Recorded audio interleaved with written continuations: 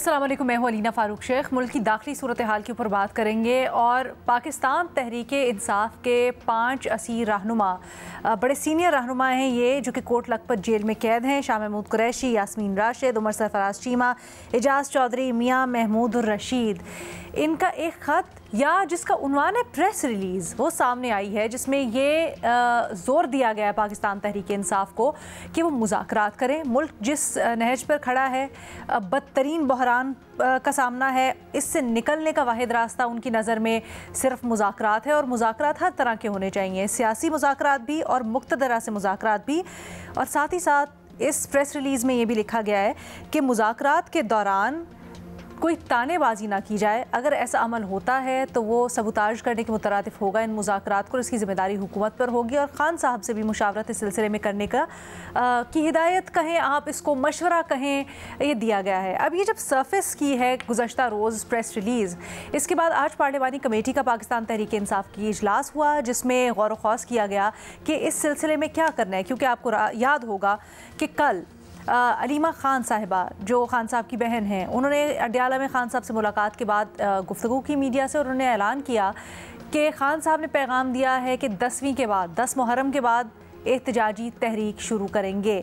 इसके चलते आज पार्लिमानी पार्टी ने ये जो असीर रहनुमाओं ने प्रेस रिलीज़ जारी की है, बात की है मुज़ाकरात की, इसके ऊपर गौर किया। 2 राय इसके ऊपर सामने आई पार्टी के अंदर।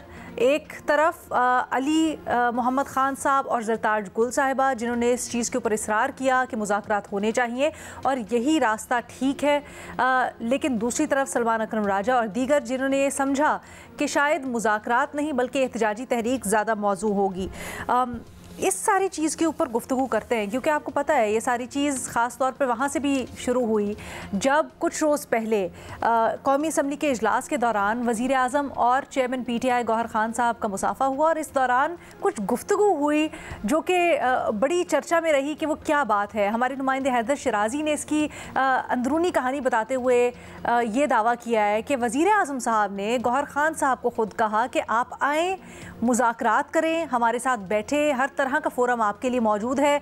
जब गौहर ख़ान साहब ने थोड़ा दरमियाना सा रिस्पांस दिया तो वज़ीर आज़म ने और आगे बढ़कर गौहर ख़ान साहब को ये पैगाम दिया कि अगर आप समझते हैं कि मेरा दफ्तर या ये फोरम ठीक नहीं है तो आपके लिए स्पीकर साहब का दफ्तर मौजूद है, आए आप लोग बैठे, मैं अपनी टीम बजाते खुद आपके लिए हाजिर हूँ, मिल बैठकर मामला तय करते हैं। जिसके ऊपर गौहर ख़ान साहब ने कहा देखते हैं क्या होता है।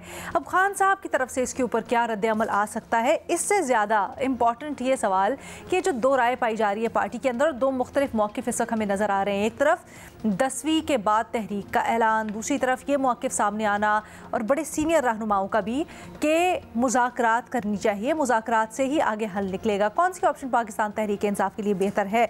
हमें ज्वाइन करें इस डिस्कशन के लिए महमूद सरफराज साहिबा, उमर चीमा साहब, फ़खर दुरानी साहब, सलीम साफ़ी साहब भी हमारे साथ मौजूद हैं। महमूद, मैं आपसे शुरू करना चाहूँगी।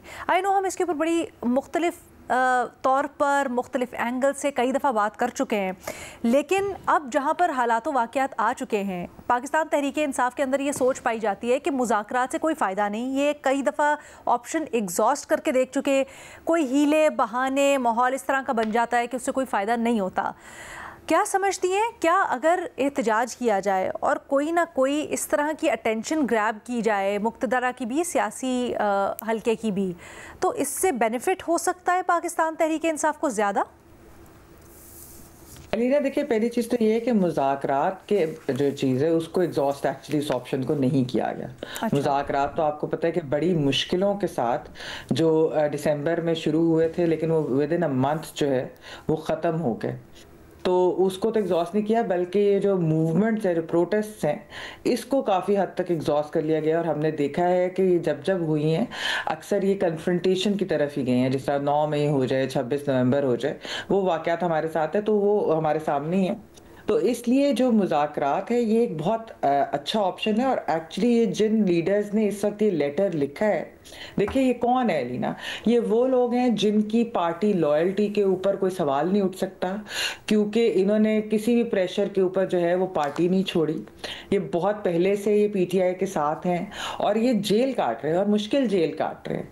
और इस उम्र के अंदर आपको पता ही है कि ये लोग काफ़ी सीनियर हैं, तो उमर रसीदा भी हैं, तो उन्होंने अपनी लॉयल्टी शो की है। तो उनका ये लेटर लिखना, इसका मतलब है इसके अंदर बहुत वजन है और किसी वजह से लिख रहे हैं। और एक मैं आपको वजह लीना ये बताती चलूँ कि देखिए, जब पीटीआई 9 मई के बाद जब क्रैकडाउन हुआ था, तो पीटीआई की मोस्टली जो सीनियर लीडरशिप है, आपको पता है कि उनको बाय फोर्स पार्टी छुड़वा दी गई थी।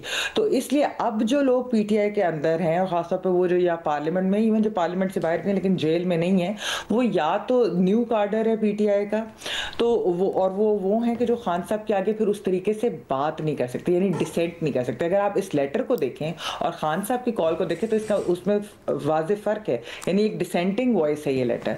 तो बेसिकली ये जो मॉडरेट वॉइसेस है, ये जो लॉयलिस्ट हैं, ये एक डिसेंट कर रहे हैं क्योंकि ये कर सकते हैं, ये सीनियर हैं, ये खान साहब से बात भी कर सकते हैं। इसलिए मेरे ख्याल में हुकूमत को इस वक्त चाहिए, अगर हुकूमत सीरियस है, और क्योंकि जैसा शहबाज शरीफ साहब ने बैरिस्टर गौहर साहब से कहा भी था मुज़ाकरात का, उनको ये चाहिए कि इनको अलाउ करें, खान साहब से मिलाएं, इनकी मुलाकात कराएं, ताकि ये खान साहब से बात करें और उनको समझा सके खुलकर। क्योंकि जैसे मैंने कहा कि जो लोग खान साहब को अभी मिलने जाते हैं, वो डर के मारे अक्सर बात ही नहीं करते। अगर वो कोई बात करते भी हैं तो खान साहब आगे से उन्हें कुछ कहते हैं तो वो आगे से चुप कर जाते हैं। फिर दूसरी तरफ पीटीआई के वो हार्ड लाइनर्स हैं, खासतौर पर सोशल मीडिया के ऊपर, जो पाकिस्तान के अंदर है नहीं, कि जो हमेशा कन्फ्रंटेशन और तहरीक और इसकी बात करते हैं। हालांकि जो ग्राउंड रियलिटीज़ हैं, वो इन सियासतदानों से, ये जो लीडर्स जेल में हैं, इनसे बेहतर कोई नहीं जाता। उनको भी ये नजर आ रहा है कि पीटीआई एक बंद गली के अंदर जा रही है, और अगर हम मुज़ाकरात नहीं करेंगे तो पॉलिटिकल स्पेस पीटीआई के लिए श्रिंक करती जाएगी, श्रिंक कर रही है और मजीद करती जाएगी। रेंट के ऊपर फिर शायद हल जो है वो बहुत मुश्किल होती। तो ये चीज़ें उन्होंने सामने रखते हुए ये लेटर लिखा है। ये बहुत अहम लेटर है, हुकूमत को भी इसको बहुत संजीदगी से चाहिए। और देखें, मैं हैरान हूँ कि हुकूमत ने इन पिछले 2 सालों के अंदर इन लीडर के साथ कभी एंगेज किया ही नहीं, ऐसे बल्कि इनको इग्नोर किया। हालांकि उन्हें चाहिए था हुकूमत को, जब वो डायलॉग प्रोसेस की बात कर रही थी, तो सिर्फ वो लीडर नहीं जो बाहर है, बल्कि जो जेल के अंदर थे, खासतौर पे ये वाले सर यास्मीन राशिद साहब है, शाह महमूद कुरैशी साहब है, बाकी सब है, इनके साथ बात करते हैं। खैर, अब मौका आया है, उन्होंने खुद एक खत लिखा है। हुकूमत को चाहिए उनसे भी एंगेज करें, उनकी मुलाकात खान साहब से कराएं और बिल्कुल मुतवातर कराएं, ताकि खान साहब को वो समझा सके कि प्रोसेस ही ये है कि इस सारे बंद गली से निकलने का, कि हम हुकूमत के साथ एंगेज करें और फिर आगे चलकर को पॉलिटिकल स्पेस अपने लिए बनाएं। ठीक है। फ़खर दुरानी साहब, कल ऐलान होता है अडियाला से कि 10 मुहर्रम के बाद तहरीक होगी। कल ही ये ख़त सरफेस करता है, और ये ख़त भी जिस तरह से लिखा गया एक प्रेस रिलीज़ के तौर पर, क्या ये नॉर्मल बात है या ये कोई गैर मामूली बात है, इस तरह का ख़त सामने आना? कुछ रोज़ पहले शाह महमूद साहब अस्पताल में थे, वहाँ पर भी उनकी कुछ मुलाकातें हुई, फिर माइनस खान साहब की बातें भी चल रही हैं। इस सारे को क्या जोड़ना चाहिए? आप किस तरह से देखते हैं?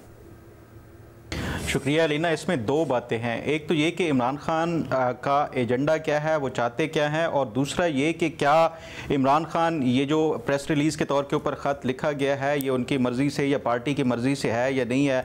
आज जो अंसार अब्बासी साहब की खबर है, उसमें उन्होंने बैरिस्टर गौहर का जो कोट करके कहा है कि ये पार्टी रहनुमाओं को बताया गया था, जो उन्होंने ख़त लिखा है, और ये कन्फर्म किया उन्होंने कि ये ख़त लिखा गया था। अब बात यह है कि क्या इमरान खान की मर्ज़ी से ये ख़त लिखा गया है, या क्या इमरान खान ये अलाउ करेंगे पार्टी रहनुमाओं को हुकूमत के साथ मुज़ाकरात करने के हवाले से, और कोई भी इंडिपेंडेंटली इस तरह के फैसला लेने के हवाले से। इवन इमरान खान जो है, देखें, ये पहले दिन से रोज़े रोशन की तरह आया है कि इमरान खान अपनी पार्टी को खुद तबाह कर देंगे, लेकिन जो फैसला साजी का और जो फैसला लेने का अख्तियार है वो किसी और को नहीं देंगे। कोई भी इनिशिएटिव ऐसा लिया जाएगा जो कॉन्फिडेंस बिल्डिंग मैयर के लिए, इमरान खान खुद उसको जो है वो मैं समझता हूं कि वो ना सिर्फ ये कि डिनाउंस कर देंगे, बल्कि उसके साथ साथ ये सबूताश भी कर देंगे, ऐसा कोई भी प्रोसेस हुआ। तो ये इमरान खान की आप पूरी फैसला साजी का एक पूरी तारीख उठा के देख लें। जब इनको इक़्तिदार मिला, आप देखें कि खैबर पख्तूनख्वा में जो चीफ मिनिस्टर्स लाए, ये इस तरह के लाए कि जो डमी हो, जो इनके अख्तियार को, जो इनकी अथॉरिटी को चैलेंज ना कर सके। इसी तरह पंजाब में वो लाए, वो ऐसे शख्स को लाए जो कि इनके सामने बोल तक नहीं सकता था। तो ये एक देखें, पॉपुलिस्ट लीडर की हमेशा से ये निशानी निशानी होती है कि वो अपने बाद जो कोई अहम ओहदों के ऊपर लोगों को लाते हैं वो इस तरह के लाते हैं कि वो उनको चैलेंज ना कर सके, उनके सामने बात ना कर सके। ये इमरान खान की आप एक पूरी हिस्ट्री उठा के देख लें। दूसरी बात ये कि आप इनकी पार्टी लीडरशिप भी देखें। ये कहा जाता है कि इमरान खान ने किसी दूसरे जो उनकी फैमिली आउट ऑफ फैमिली इन्होंने पार्टी चेयरमैनशिप दी है। देखें, पार्टी चेयरमैनशिप इन्होंने देनी होती तो किसी ऐसे एक्टिव जो सीनियर सीजन पॉलिटिशियन होता उसको देते, ताकि वो मामलात को और पार्टी को ऐसा तरीके से चला सकते।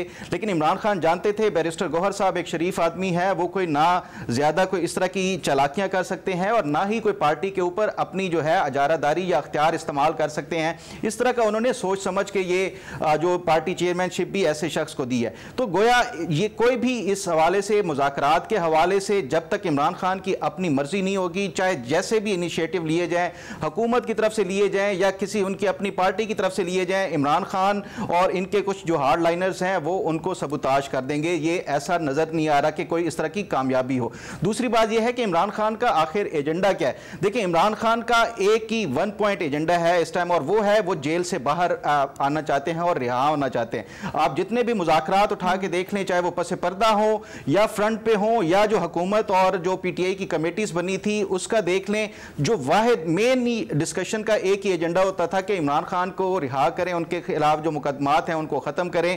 इवन ये तो उन्होंने पीटीआई ने खुद अपने तौर के ऊपर माना और फिर लिख के भी दिया कि जो केसेस हैं गवर्नमेंट उनके ऊपर जो प्रोसिक्यूशन है, एक्टिव प्रोसिक्यूशन है, उसको हटा दे तो उसके बाद जो है ये आगे मामलात और बातचीत बन सकती है। क्या ये इमरान खान का एजेंडा पूरा होते हुए नजर आ रहा है या नहीं आ रहा? उसके लिए अगर आप देखें, जो इमरान खान का आज से 2-4 दिन पहले भी इस तरह का ट्वीट आया है और ये मैं समझता हूं कि ये कंफ्यूजन का शिकार है। कभी ये बातचीत के जरिए खुद ही अपनी जो पार्टी के रहनुमा है उनको ये कह देते हैं कि ठीक है, बातचीत के लिए कोई आप रास्ता तैयार करो, कमेटी बनाओ या कुछ भी करो, और फिर दूसरे दिन ये फिर जो है वो अनाउंस कर देते हैं किसी दूसरे के जरिए कि नहीं, बातचीत कोई भी नहीं करनी और हमने टेक ऑन करना है, हमने एहतजाज करना है। तो ये एक इनकी जो एक ख्वाहिश है, ये उस पर ये किसी सूरत में भी ये हासिल करना चाहते हैं अपनी रिहाई के हवाले से, और इनको समझ नहीं आ रही कि वो कौन सी स्ट्रेटेजी अख्तियार की जाए जिसके जरिए किया जाए। जहां तक बात है कि जो इनके हार्ड लाइनर्स हैं, देखिए उनको तो ये सूट करता है। इमरान जेल में बैठा हुआ इमरान खान उनके लिए एक मनी मेकिंग मशीन है और ये उसके जरिए ये तो कभी भी नहीं चाहेंगे पीटीआई के अराकीन, वो लोग हार्ड लाइनर जो कि चाहते हैं कि हम टेक ऑन करके जो है अपना जो एक बयानिया है या प्रोपेगेंडा है उसको आगे फैलाए, तो ये किसी तौर के ऊपर भी नहीं चाहेंगे कि इमरान खान बाहर आए। सर, आप हार्डलाइनर्स कह रहे हैं, खान साहब खुद भी तो हार्डलाइन ही ले रहे हैं ना, वो भी तो यही कहते हैं हमने एहतजाज करना है। ये थोड़ा सा बताएं कि आपके ख्याल में, क्योंकि बैकग्राउंड में हम सुन रहे हैं बहुत कुछ चल रहा है, सब पसे पर्दा पाकिस्तान तहरीक इंसाफ के साथ क्या हो सकता है और उनके साथ बातचीत हो सकती है या नहीं, खान साहब से मुतल्लिक भी। ये बताएं, मौजूदा सूरत हाल में आपको क्या लगता है, क्या बेहतरीन वे फॉरवर्ड है? क्या खान साहब अगर ज़रा हार्ड स्टांस लें वो, या फिर मुज़ाकरात? देखिए अलीना, जो सियासत में फैसला साजी होती है उसमें टाइमिंग बड़ा मैटर करती है। जब आप टाइमली कोई फैसला करते हैं तो उस पर आप जो भी अपनी जो बार्गेनिंग होती है वो आपकी पावर ज़्यादा बढ़ जाती है। इमरान खान के पास बड़े अच्छे मौके आए थे, लेकिन इमरान खान ने हमेशा उन मौक़ों को ज़ाया किया है। उसकी एक अगर मैं आपको एग्जांपल दूं, सर इस वक्त बता दें, एग्जांपल से पहले टाइम कम है अभी। देखिए, ये मुझे नहीं लगता कि ये इमरान खान के लिए कोई अच्छा मौका है अब, और ना ही कोई ये ज़्यादा बार्गेन कर सकते हैं। अब हुकूमत खुद से अगर चाहे वो कर्टेसी दिखाते हुए सियासी तौर के ऊपर इनको कुछ सहूलियात दे दें, इनके ऊपर नरमी बरतें, अदरवाइज मैं नहीं समझता कि ये हुकूमत अब कोई मजबूर है इमरान खान से बातचीत करने के लिए या मुज़ाकरात करने के लिए, क्योंकि इमरान खान और उनकी पार्टी कमजोर उसमें है। ठीक है, वेरी इंटरेस्टिंग। सलीम साफी साहब, आप कहिएगा, ये जो खत सामने आया है, प्रेस रिलीज है, प्रेस रिलीज के उन्वान से है, आप इसको किस तरह से देखते हैं? क्या ये कहा जा सकता है कि ये बगावत है खान साहब के बयानिए के खिलाफ? नहीं, मेरा नहीं ख्याल कि ये बगावत है। ये वो लोग हैं जो बगावत करने वाले नहीं हैं। यास्मीन राशिद हो या शाह महमूद कुरैशी हो या महमूद रशीद हो, ये वही लोग हैं जो कि लॉयल रहे हैं अभी तक खान साहब के साथ, और वो खान साहब से बगावत नहीं कर सकते। पार्टी के अंदर मुख्तलिफ आरा हैं। कुछ लोग कहते हैं कि जी एहतजाज ही बेहतरीन ऑप्शन है, कुछ लोग कहते हैं कि जी मुज़ाकरात ही बेहतरीन ऑप्शन है। तो इन लोगों ने गौर खौस के बाद वो इस नतीजे तक पहुंचे होंगे कि एहतजाज उनके लिए बेहतर ऑप्शन नहीं है इस वक्त, और मुज़ाकरात ही उनके लिए बेहतरीन ऑप्शन है। मेरी अपनी भी राय ये है कि इस वक्त जो बाकी ऑप्शन है कुछ तो पीटीआई ने आजमा लिए हैं, उससे कुछ नहीं बन सका, कुछ के लिए सरदस्त वक्त साजगार नहीं है, और अल्टीमेट उनको जो रास्ता अपनाना होगा वो यही मुज़ाकरात का रास्ता अपनाना होगा। मसाइल मुज़ाकरात ही से हल होते हैं, और उन्होंने ये ज़िद पकड़ी हुई है मुज़ाकरात के लिए, तो वो तैयार है, लेकिन वो ये कहते हैं कि हम इस्टेब्लिशमेंट से मुज़ाकरात करेंगे, हुकूमत से नहीं करेंगे। लेकिन इस्टेब्लिशमेंट तक भी जो रास्ता जाता है वो हुकूमत का रास्ता जाता है। अगर हुकूमत के साथ ये लोग बैठेंगे तो फिर इनके अगर इस्टेब्लिशमेंट के साथ जो मामलात है वो भी हुकूमत के ज़रिए ही वो तय पा सकते हैं। इसलिए मैं तो इसको खुशाइन भी करार देता हूँ, और मेरे ख्याल में बाकी पार्टियों को, बाकी पार्टी के लोगों को शक करने की बजाय इस तजवीज़ पे संजीदगी से सोचना चाहिए। अच्छा सर, लेकिन ख़त के टाइमिंग्स के ऊपर तशवीश नहीं होती? एक तरफ हम देख रहे हैं कि माइनस खान की बातें चल रही हैं, उस दौरान इस तरह का ख़त आ जाना, इससे पहले अगर आपको याद हो, आप बेहतर रहनुमाई कर सकते हैं, क्या शाह महमूद कुरैशी या दीगर ने इस तरह की लाइन कभी ली?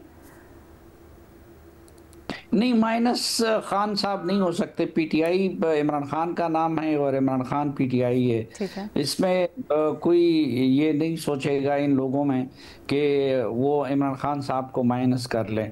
अगर शाह महमूद कुरैशी साहब पे कोई शक करे भी तो उसके साथ फिर यास्मीन राशिद और बाकी जो लोग हैं इस खत में जिनके नाम है उन पे तो ये शक नहीं किया जा सकता। मेरे ख्याल में ये उनके साथ लाइल लोग हैं और ये माइनस करने के लिए हरगिज़ ये इक़दाम नहीं है। ठीक है जी, एक छोटी सी ब्रेक लेते हैं, ब्रेक के बाद इस डिस्कशन को मज़ीद आगे बढ़ाएंगे। पाकिस्तान तहरीक इंसाफ के सीनियर तरीन रहनुमाओं जो कैद में हैं उनका ख़त और इसके ऊपर पार्लिमानी इजलास क्या होने वाला है, इसको हम डिस्कस कर रहे हैं। उमर चीमा साहब, आप इस ख़त के टाइमिंग को किस तरह से देखते हैं? क्या ऑल्सो एक और नोट करने वाली बात मैं देख रही थी, ख़त के नीचे ये प्रेस रिलीज़, मुझे नहीं पता इसको ख़त कहना चाहिए प्रेस रिलीज़ कहना चाहिए, क्योंकि हुकूमत की भी इसके नीचे कुछ इंस्ट्रक्शंस ही उसमें हैं या किसके नाम है कुछ समझ नहीं आ रहा। ये भी थोड़ा सा हमें समझाइएगा, आप इसका किस तरह तज्जिया करते हैं। फिर जो 5 रहनुमाओं के साइन है उसमें इजाज़ चौधरी साहब के साइन नहीं है, बाकी सबके हैं, तो क्या करें? Should we take it with a pinch of salt और अभी वेट करें कि इसके ऊपर क्या रिएक्शन आता है, या आपको लगता है कि ये जो रहनुमा हैं ये खान साहब को पैगाम पहुंचाने की कोशिश कर रहे हैं? किस तरह से तज्जिया करना चाहिए इसका? अलीना, जो आपके ज़हन में शुकुकुश बात पैदा होते हैं ना, मेरे ज़हन में भी वही पैदा हो रहे हैं। अच्छा। मुझे भी ये एक बड़ी सिग्निफिकेंट डेवलपमेंट लग रही है, और मुझे लगता है कि ये लोग उधर जेल में रह रह के थक गए हैं। और आप देखें कि जो पीटीआई का जो मजाज है उससे अंदाज़ा ये होता है कि सिर्फ एक बंदा जेल में है और उसका नाम इमरान खान है, बाकी लोगों का तो जिक्र ही नहीं होता। तो अगर आपको कोई प्रॉपरली को एक्नॉलेज भी ना करे तो आप किस लिए ये सारी मुशक्क़त काट रहे हैं? और फिर दूसरा ये है कि जब आपको लगे कि गवर्नमेंट दिन ब दिन स्टेबल होती जा रही है और पीटीआई की पोजीशन वो इक़्तिदार के ऐवानों से दूर होती जा रही है, तो अब उनके अंदर भी एक मायूसी पैदा हो रही है। और तीसरी बात यह है कि सबसे बड़ी बात है कि जब उनका लीडर भी उनको एतमाद में ना ले, ये लीडर की अपनी मर्जी है, यानी कि एक बंदा फैसला करता है, वो किसी को नहीं पूछता। वो चाहे जब गवर्नमेंट में, जब वो जेल से बाहर थे तो तब भी इमरान खान का ही फैसला होता था, और उसमें भी उन्होंने अपने कुछ एक डाई हार्ड लॉयलिस्ट रखे हुए थे कि जिनकी ड्यूटी ये होती थी कि जो इमरान खान का मजाज है या जो वो बात करना चाहते हैं, वो बाकी सारे लोग अगर कोई उससे हटकर भी बात करते हैं तो उनको किसी ना किसी तरीके से शटअप कॉल दें, उनको रिडिक्यूल करें। इवेंचुअली इमरान खान का नैरेटिव प्रिवेल करता था। वो इसलिए कोई उधर कोई चीज़ें डिस्कस नहीं करते थे कि बाकी लोग अपनी राय दें, हो सकता है कि इससे बेहतर कोई सोल्यूशन नज़र आ जाए। तो अब तो वैसे भी वो जेल में है। आप ज़रा, जब हम इन लोगों को डिस्कस कर रहे हैं तो इसमें चौधरी परवेज़ लाई को भी आप ज़हन में रखें। चौधरी परवेज़ लाई जब से जेल से बाहर गए हैं, किधर हैं वो? उन्होंने कोई ऐसा जिक्र नहीं किया कि कोई और पार्टी ज्वाइन कर ली है, लेकिन वो पीटीआई में भी ऐसा सच नहीं है। यानी कि इसका मतलब यह है कि वो उनकी जो रिहाई है वो कोई महज इत्तफाकी नहीं थी, ये कोई किसी अंडरस्टैंडिंग की बुनियाद पे थी। और अभी ये जो लोग हैं ये इतनी देर से उधर जेल में है, इनका तो कहीं जिक्र ही नहीं आता पीटीआई में। कितना आपने सोशल मीडिया पे इन लोगों को सुना, वो तो कभी कोई इनका कोई साल बाद, कोई महीने बाद कभी तमाम असीरान का जिक्र हो तो इनका भी आ जाता है। अदरवाइज उनके भी जो लोग हैं, करीबी लोग, वो भी कहते हैं कि आखिर कब तक, कि हमें कुछ उम्मीद नजर आए, हमें ये पता चले कि आप जिस जगह पर थे आपका कोई इससे कद बढ़ रहा है, कोई उम्मीद बढ़ रही है, हम किस लिए ये कर रहे हैं। और आपके जो लीडर हैं वो इस बात पे उनको जब एतमाद भी नहीं लेते तो अपने लीडर की सजा जो है बाकी सब लोग क्यों भुगते हैं। देखिए, जो उन्होंने खत लिखा है और जो पीटीआई का मिजाज है, ये ऐसा मुमकिन नहीं था कि ये खत जो है उनकी तरफ से आता अगर वो ये कंसल्टेशन से लिखा गया होता। ये फिर यही राय जो है ये इमरान खान की तरफ से आनी चाहिए थी। ये जब उनकी तरफ से अलग से आई है और जिस तरीके से कागज पे आई है, कोई या तो होता कि कोई पार्टी के कुछ लोग जो हैं वो कोई ऐसा उनके बिहाफ पे ये कहते, ये ऐसे ही है कि जैसे कोई कागज जो है किसी ने कुछ लिखा और उसको हवा में फेंक दिया या किसी कबूतर के हाथ दे दिया, वो कहीं आके फेंक गया कोई मीडिया उसके बाहर और लोगों को मिल गया। ये तो इसी तरह कोई उन्होंने सोशल मीडिया पे फेंक दिया और वो चीज़ें चलती आ रही हैं। कोई अदरवाइज कोई ऐसा उन्होंने इस प्रोसेस को कोई फॉर्मलाइज तो नहीं किया। तो इसमें मुझे उनकी फ्रस्ट्रेशन भी नजर आती है। मुझे ये भी लगता है कि ऐसे लोग जो हैं, मैं उनकी कोई ऐसी इंटेग्रिटी पे शक नहीं करता, लेकिन ऑब्वियसली नहीं कि वो भी अपने लेवल पर सोचते होंगे कि हमें कौन पूछ रहा है। हम तो जेल में ऐसे है कि जब हम कोई एग्जिस्ट ही नहीं करते, हमारे सिर्फ लीडर का ही जिक्र होता है और लीडर ही फैसले करता है, हम तो सिर्फ जो है जेल ही काट रहे हैं। तो मुझे लगता है कि इसमें उनकी एक फ्रस्ट्रेशन भी नजर आती है और उनकी फ्रस्ट्रेशन को कोई एक्सप्लॉइट करने वाले लोग भी मौजूद हैं।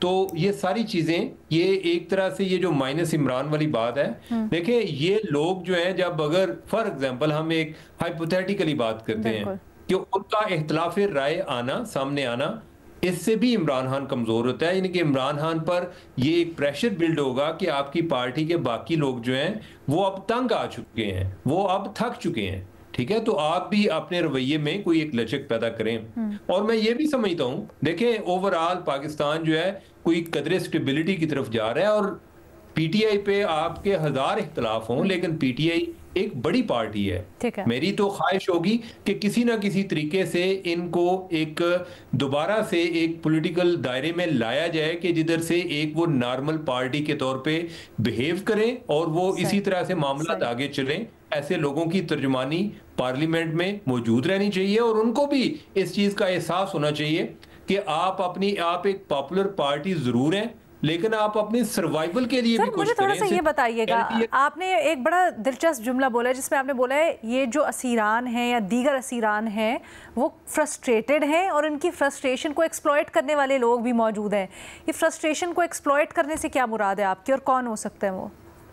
देखिए, जो ओवरऑल स्टैब्लिशमेंट हो सकती है और क्या होगा, यानी कि ज्यादा जो ये बात भी तो उन्हीं की सुनते हैं, या ये भी हो सकता है कि कोई दरमियान में कोई जो मैसेंजर है वो कोई हुकूमती लेवल पर भी लोग हों जो उनको बता रहे हों कि आप कोई इसी तरह से प्रेशर बिल्ड करें। और ऐसा भी मुमकिन है कि जो लोग कोई पॉलिटिकली दूसरी साइड पे हो, मसलन हुकूमती लोग हों, वो और ये लोग जो है इनकी आपस में सोच मिलती भी हो और वो इसी पे एग्री भी करते हो कि यार हम इनके साथ मुज़ाकरात करना चाहते हैं, आप भी अपने लीडर पर कोई थोड़ा सा प्रेशर बिल्ड करें। इंटरेस्टिंग। महमल, आप भी कुछ ऐड करना? जी, मैं इसमें ये ऐड करना चाहती हूँ कि जिन लोगों की एक्चुअली इन लीडर से बात हुई या राब्ता हुआ है, वो लोग बेसिकली ये कहते हैं कि देखिए जो चीज़ें सामने इस वक्त आ रही हैं, एक आप देखिए रिजर्व सीट्स जजमेंट जिस तरीके से आई है वो 26वीं तरमीम के बाद, उसके अलावा जो अब ये बातें हो रही है कि 9th मई के केसेस में जो कन्विक्शंस होंगी तो उसके अंदर जब ये डी सीट हो जाएंगे पीटीआई के बहुत सारे पार्लियामेंटेरियन और उस पर दोबारा जब इलेक्शन होंगे तो खबरें तो यही है कि वो सीटें पीटीआई को नहीं मिलेंगी। तो ये चीज़ें जब उनको नजर आ रही तो ये लीडर्स बेसिकली एक प्रेगमेटिक अप्रोच के साथ उन्होंने डिसेंट जरूर की है, लेकिन वो ये समझते हैं कि वो खान साहब को इस बात पर कायल कर लेंगे कि बजाय इसके कि ये जो पार्टी को सिस्टमैटिकली वाइप आउट करने की कोशिश हो रही है, खत्म करने की हो रही है, ये ऐसा ना हो। और जिस तरीके से एक मतलब दूसरी, वैसे तो सियासत किसी पार्टी की खत्म नहीं होती। अच्छा, एब्सोल्युटली, मैं अभी इसी चीज के ऊपर गौर कर रही थी, बट जेहन में सवाल ये आता है बात हो खान साहब से और आगे हम बढ़ सकें और ये कोई ना कोई अपने लिए पॉलिटिकल स्पेस बना। आई अंडरस्टैंड दिस पॉइंट, लेकिन अगर दूसरे जाविये से देखें, पीटीआई की तो समझ आती है वो क्यों डेस्परेट हो रही है मुज़ाकरात के लिए, और यकीनन आप लोगों की जिस तरह से राय है कि होना भी चाहिए, लेकिन फ़खर साहब हुकूमत इतनी ईगर क्यों है मुज़ाकरात के लिए? वज़ीर आज़म का खुद बढ़ना ऐसे माहौल में जब नज़र आ रहा है कि वो कितनी सिक्योर पोजीशन में, हाइब्रिड हुकूमत तो उनके अपने वज़रा कह रहे हैं कि ज़बरदस्त निज़ाम है और हम इसको बड़ा इंजॉय कर रहे हैं, फिर हुकूमत क्यों जाएगी पीटीआई को वापस बुलाना? देखिए अलीना, हर सियासी जमात की अपना जो सियासी तर्ज अमल होता है और उसके तहत ही, और एक उनका अपना नज़रिया होता है, उसके तहत ही वो सियासत करते हैं। देखिए मैं आपको इसकी एग्जांपल दूंगा कि 2013 के इलेक्शंस हुए, उसमें आपने नवाज शरीफ के खिलाफ जिस तरह से इमरान खान ने पूरी कैंपेन की थी, उसके बाद जब इमरान खान का कंटेनर से गिरने वाला इंसिडेंट हुआ तो ये नवाज शरीफ वो खुद जाके उन्होंने इमरान खान की अयादत की है। तो मेरा ख्याल है कि ये हर सियासी जमात का, पीपल्स पार्टी भी इसी तरह जो सियासी तौर के ऊपर रख रखाव रखने वाली एक जमात है, नून लीग भी है, मुस्लिम जो पीटीआई है उसका तर्ज अमल बिल्कुल डिफरेंट है।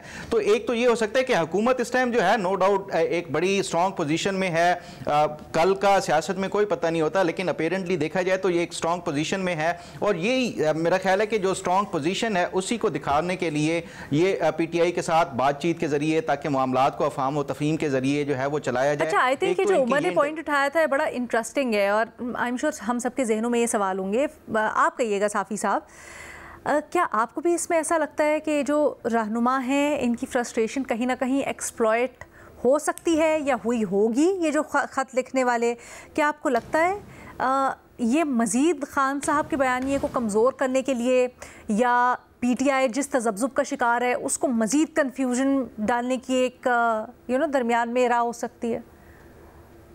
नहीं, ये तो मैं नहीं कह सकता कि उन्होंने इंटेंशनली खान साहब के बयानिए को कमज़ोर करने या उनको चैलेंज करने के लिए ये काम किया होगा, लेकिन इसकी पॉसिबिलिटी है कि वो फ्रस्ट्रेट हो चुके हो, क्योंकि बाकी जमातों में जब इस तरह की गिरफ्तारियां वगैरह होती हैं तो उसमें सबके लिए आवाज़ उठाया जाता है, और पीटीआई में रिहाई की बहुत बात की जाती है और सब कुछ उसी के गिर्द घूमता है, लेकिन वो लोग सिर्फ इमरान खान साहब का नाम लेते हैं और ये बाकी असीरान जो है ये पस मंज़र में चले गए हैं। तो इस बात का इम्कान है कि वो फ्रस्ट्रेट हो चुके हों। ठीक है, कोई महमद या फ़खर में से इसके ऊपर बात करना चाहेगा इस पॉइंट के ऊपर कि माइनस खान की बातों के दरमियान ये ख़त आना और फिर इसमें ये उनसर के एक्सपर्ट? जी महमद। अलीना, मेरा नहीं ख्याल कि ये माइनस खान की है। देखिए, अगर आप ये लेटर या जिस तरह आप प्रेस रिलीज को कह रही है, अगर आप उसको भी देखिए, उसके अंदर भी है कि खान साहब से हमें, मैं नहीं कह रही उनवार उसका प्रेस रिलीज है, मैं तो शॉक्ड हूं कि खत प्रेस रिलीज आ रहा है, मैं समझने की कोशिश कर रही हूँ। हाँ जी, मैं ये कह रही हूँ कि बेसिकली उसके अंदर भी जो जिक्र है वो ये है कि खान साहब से कंसल्टेशन के लिए बार बार मिलने दिया जाए, यानी कि उसको रोका ना जाए इस प्रोसेस को कंसल्टेशन का। ये ना हो कि एक हफ्ता मुलाकात कराई फिर अगले 3-4 हफ्ते मुलाकात ना कराए, बीच में वो क्या बात करे सारा कुछ।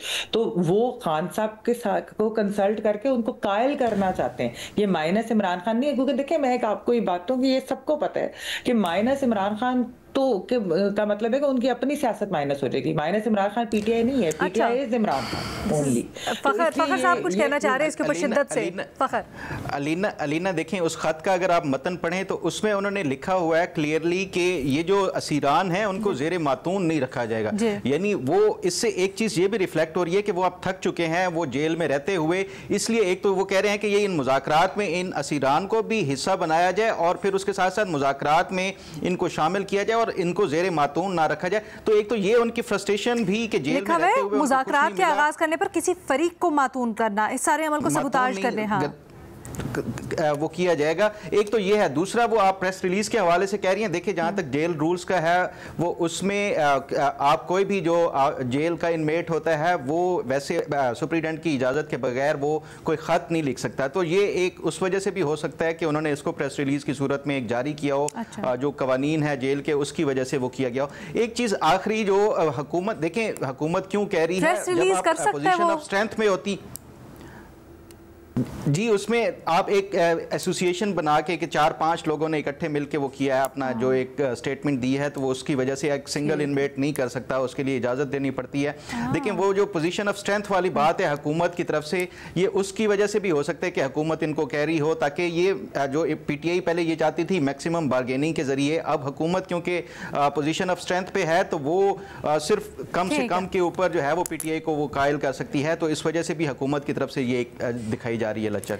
ठीक है जी। लेकिन अलीना, जो ये बात सारे कह रहे हैं ना कि जी वो फ्रस्ट्रेशन, देखिए आप खुद मुझे बताएं, 70 साल के आप लोग हैं, आपको अगर एक चीज ये नजर आ रही हो कि अब कोई वे आउट ही नहीं है, जिस तरीके से हाइब्रिड का कंट्रोल हो रहा है, हर रास्ता बंद होता जा रहा है, तो इसका मतलब है कि सारी जो बाकी मानदा जिंदगी उन्होंने क्या जेलों में ही काटनी है। वो चाहते हैं कि कोई ऐसी चीज हो कि जिससे कोई स्पेस निकले, कोई कल को रास्ता निकल सके, वे आउट हो सके। तो इसके अंदर तो कोई ऐसी बिल्कुल एक ये प्रैग्मेटिक बात है जिसको मैं समझती हूँ तो उन्होंने की है। नहीं, आई थिंक किसी ने इस सेंस में कहा भी नहीं है फ्रस्ट्रेशन को कि दैट्स बैड, कि अपनी पार्टी के तर्ज अमल से किस तरह से वो शाकी होकर फिर इन चीज़ों पर मजबूर हो रहे हैं। बट जी, हमारे जो तज्जियाकार हैं उनमें अक्सरियत ये समझती है कि मुज़ाकरात इज़ द वे फॉरवर्ड और इसी तरह से आगे बढ़ना चाहिए। बहरहाल फ़खर दुरानी साहब ये समझते हैं कि इस वक्त मुज़ाकरात का वक्त नहीं है, पाकिस्तान तहरीक इंसाफ इस वक्त पोजीशन ऑफ स्ट्रेंथ में नहीं है, उनको क्या मिलेगा इसके ऊपर बहुत बड़ा सवाल है। और उमर चीमा साहब, ये जो ख़त है इसके ऊपर बहुत सारे सवाल हैं जिनको उठा रहे हैं। विद दैट एक छोटी सी ब्रेक, उसके बाद हाजिर होंगे आपके सवाल के साथ। उमर चीमा साहब, सबसे पहले सवाल आपसे, पाकिस्तान ने जुलाई के लिए अक़वाम मुत्तहिदा की सलामती काउंसिल की सदारत संभाल ली है, आप क्या समझते हैं ये कितनी मुअस्सर साबित होगी? देखिए, ओवरऑल तो ये एक बड़ी अच्छी खबर है, और इससे पहले भी UNSC United nation security council की 2 अहम कमेटियों की सरबराही वो भी पाकिस्तान के पास है। देखिए, ये वाला जो एक टाइम है, कोई बहुत ज़्यादा टाइम तो नहीं है, ये सदारत रोटेट होती रहती है। 15 मेंबर्स होते हैं, जो 10 होते हैं गैर मुस्तकिल हैं, जिनके पास 2-2 साल का टेन्योर होता है, और 5 जो है मुस्तकिल हैं। पाकिस्तान जो है उन 10 में शामिल है। तो अभी कोई टाइमिंग बहुत अच्छी है कि जो पाकिस्तान इस टाइम इंटरनेशनल स्पॉटलाइट में भी है, इंडिया के साथ हमारे मामलात भी चल रहे हैं। ये हमारी इस फर्दकारी पर डिपेंड करता है कि हम इंडिया के रिलेटेड अगर कोई इशू है तो, क्योंकि जो एजेंडा सेटिंग है वो तो एक जो प्रेसिडेंट होता है उसने करनी होती है, और जो उधर तो उस लिहाज से पाकिस्तान एक अहम रोल प्ले कर सकता है। बाय द वे, जब ये यूक्रेन वार शुरू हुई थी तो इत्तेफाक था कि उस टाइम जो रशिया है वो प्रेसिडेंट था UNSC का, तो वो अपनी मर्जी का एजेंडा जो है वो उधर पुश करते थे, अगर जो उस पर काफ़ी एक डिप्लोमेटिक टेंशन भी रही, जो अमेरिका, बरतानिया या फ्रांस के साथ रूस की। लेकिन ये एक अच्छी एक अपॉर्चुनिटी है कि जिसका हम कोई एक स्ट्रेटजिक बेनिफिट ले सकते हैं। अगरचे कोई ज़्यादा टाइम नहीं है, 1 महीना है, उस दौरान कोई हम कोई नई डिबेट, कोई एक नया एजेंडा जो है उसको डिबेट का हिस्सा बना सकते हैं। ओके, बहुत शुक्रिया चीमा साहब। आगे बढ़ते हैं जल्दी से, टाइम हमारे पास कम है। फ़खर दुरानी साहब, आपसे पूछा गया है, ट्रंप की जानिब से इलॉन मस्क को इख्तलाफ पर मुल्क बदर करने का इंदिया दिया गया है, ट्रंप और मस्क की लड़ाई से हमें क्या सबक मिलता है? मुश्किल सवाल है आपके लिए। शुक्रिया लीना। मेरा ख्याल है हम सबक पहले सीख चुके हैं, इसी तरह का सबक हम पहले सीख चुके हैं। देखें, आप जब इमरान खान और जहांगीर तरीन के हवाले से, जहांगीर तरीन एक बड़े बिजनेसमैन थे, वो एक सियासतदान के तौर के ऊपर भी इमरान खान के साथ उन्होंने बड़ा साथ दिया, लेकिन उसके बाद जब इनके इख्तलाफात हुए तो आप अगर देखें, इमरान खान की हुकूमत में ही जहांगीर तरीन, उनकी वाइफ, उनकी बेटी के खिलाफ मुकदमा किया गया। तो ये एक हम पहले बतौर पाकिस्तानी सबक सीख चुके हैं। जिस तरह का अब अमेरिका, ये जो पॉपुलिस्ट लीडर होते हैं, इनके साथ इनके जो मूड स्विंग्स होते हैं उसके मुताबिक ही आपको चलना पड़ता है, और थोड़ा सा अगर आपने इसमें अगर इधर उधर हुए तो फिर उसके बाद ये कोई पता नहीं होता कि आपके खिलाफ क्या इकदाम ले सकते हैं। एक तो ये सबक है, और दूसरा ये कि बिजनेसमैन, कोई जो अच्छा बिजनेसमैन होता है और बड़ा बिजनेसमैन होता है, वो कभी भी सियासत में नहीं आता और ना ही सियासतदानों के ज़्यादा करीब होते हैं। हाँ, वो पॉलिसी लेवल पे और ये इस हवाले से कुछ मैनूवरिंग या वो करते रहते हैं, लेकिन इस तरह जैसे इलॉन मस्क सामने आके उन्होंने ट्रंप के साथ मिलके जो सारा एक एजेंडा ट्रंप का था उसको चलाने के हवाले से किया, ये एक बहुत बड़ी गलती है जो कि आगे जो बिजनेसमैन है वो भी सीखेंगे, दुनिया भर के बिजनेसमैन के कभी भी सियासत में आके ये इस तरह एक्टिवली रोल अदा नहीं करना चाहिए, अदरवाइज फिर आपके बिजनेस जो इंटरेस्ट होते हैं वो उसको नुकसान उठाना पड़ेगा। मुझे लगा आप इस नाचाकी से खान और इस्टेब्लिशमेंट की नाचाकी का हवाला देंगे या उसकी तरफ इशारा करेंगे। नहीं, बिल्कुल भी नहीं। हाथ खड़े कर दिए फखर दुरानी साहब ने। खान पे पहले ही बड़ी बहस हो चुकी है, तो मेरा ख्याल है कि ये अब माफ़ कर देना चाहिए उनको। नहीं, मैं तो उनके हक में कह रही थी कि इस चीज़ से सबक सीखना चाहिए। खैर जी, आगे चलते हैं जल्दी से। सलीम साफ़ी साहब के लिए सवाल भेजा गया है कि बिलावल भुट्टो जरदारी का कहना है कि अफ़गान सरजमीन से पाकिस्तान पर होने वाले हमलों में 40% इजाफा दोहा मुआहदे की खिलाफ वर्जी है। उन्होंने मुतालबा किया है कि वो जो वादा किया गया था वो वादा खिलाफियाँ मत की जाएँ। क्या ये कहना ठीक है बिलावल का साफ़ी साहब? असल में जब दोहा मुआहदा हो रहा था तो उस वक़्त पाकिस्तान की तरफ से और ख़ुसूसन जो स्पेशल एनवॉय थे उनकी तरफ से ये डिमांड किया जा रहा था कि इसमें पर्टिकुलरली टीटीपी को शामिल किया जाए, लेकिन उस वक़्त फिर ज़ल्मे खलीलज़ाद उन्होंने वो बात नहीं मानी और टीटीपी का ज़िक्र दोहा मुआहदे में स्पेसिफ़िकली नहीं किया। अब पाकिस्तान ये इल्ज़ाम लगा रहा है कि अफ़गानिस्तान की तरफ से टीटीपी पाकिस्तान में मुदाखलत कर रही है, जबकि उनका कहना ये है कि जो टीटीपी है वो तो आपके मुल्क के अंदर है और मुल्क के अंदर से कार्रवाई हम वो कर रहे हैं, हमारी सरजमीन को इस्तेमाल नहीं कर रहे हैं। और इस वक्त दोनों तरफ में कुछ ना कुछ वज़न नज़र आता है। इस वक्त अगर आप देखें तो टांग DI खान और लकी मरवत और इस तरह के अज़ला में टीटीपी की प्रेजेंस वो दिन के वक्त भी महसूस होती है, वो सड़कों पे भी निकल आते हैं। तो इस चीज़ ने अफ़गानिस्तान के मुकाबले में पाकिस्तान के मौक़िफ़ को थोड़ा सा कमज़ोर भी किया है, लेकिन ये हकीकत भी अपनी जगह पे मौजूद है कि टीटीपी की लीडरशिप बहरहाल वो अफ़गानिस्तान में है।